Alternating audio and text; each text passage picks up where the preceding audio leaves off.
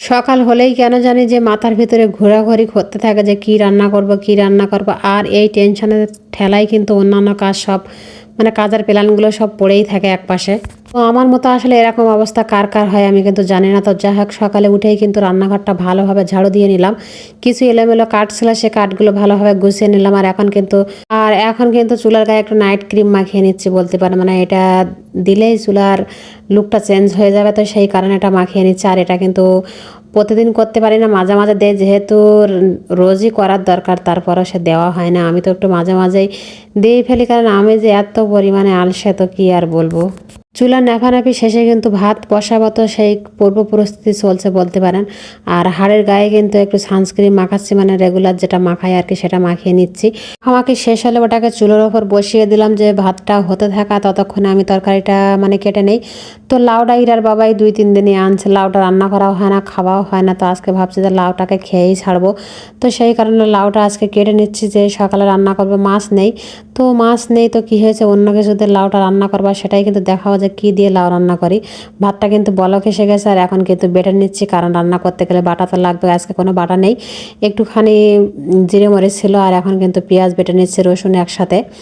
আর এই যে ভাতটা আমার হয়ে গেছে, আর এখানে দেখতে পাচ্ছেন 2টা ডিম, তো ডিম দিয়েই কিন্তু আজকে লাউ রান্না হবে, মাছের কাজটা ডিম দিয়েই চলে যাবে।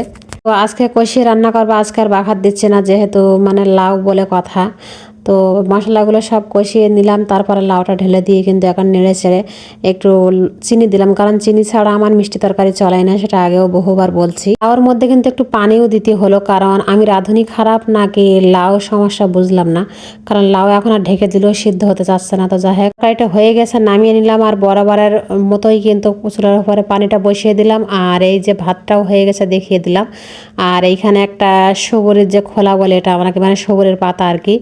তো এইটার কথা কার কার মনে আছে জানি না, আমার মা দাদিরা কিন্তু এইভাবে যখন ঝাল বা রসুন বাটতো তারা পাটাই কিন্তু এইটা দিয়ে টানতো, মানে হাত দিয়ে টানা লাগতো না, কারণ হাত দিলেই তো অনেকে জ্বালা জ্বালা করতো সেই কারণে। আর আমিও কিন্তু একটা বানিয়ে নিলাম, যেহেতু এখন প্রায় বাটা হচ্ছে পাটাই, সেই কারণে। ওখানে প্রস্তুতি শেষে কিন্তু এখন ঘরের ভেতরে চলে আসছি, জানালাটাও খুলে দিলাম, ঘরের ভেতরে যে বদ্ধ হাওয়া সেটাও বেরিয়ে যাক, হাওয়া বাতাসে কেটে যাক।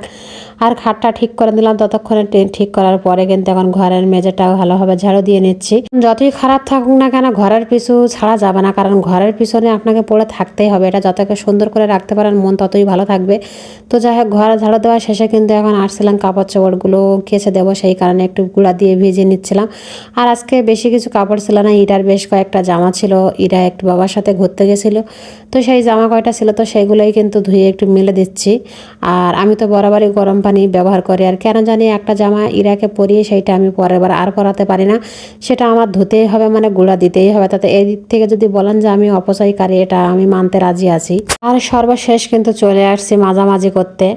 আর আমার এই যে কড়াগুলোর রূপের রহস্য কি আজকে সেগুলো বলে দিই আপনাদের। হাঁড়ি কড়ার আমি কিন্তু ইটের গুঁড়া, মানে যেটা সুরকি বলি আর কি, আমি তো এই নামেই চিনি, আপনারা কে কী নামে চেনেন জানি না। ওই যে ইট ভাঙানোর পরে যে গুঁড়া থাকে, সেই গুঁড়া দিয়ে কিন্তু কড়া হাঁড়িটা খুব ভালোভাবে মেজে নেই। অবশ্যই আপনার গায়ে জোরও কিন্তু থাকতে হবে, তা না হলে কিন্তু পরিষ্কার হবে না, শুধু শুধু আমার বদনাম করে দেবেন পরে। সবাই ভালো থাকবেন, সুস্থ থাকবেন, আল্লাহ হাফেজ।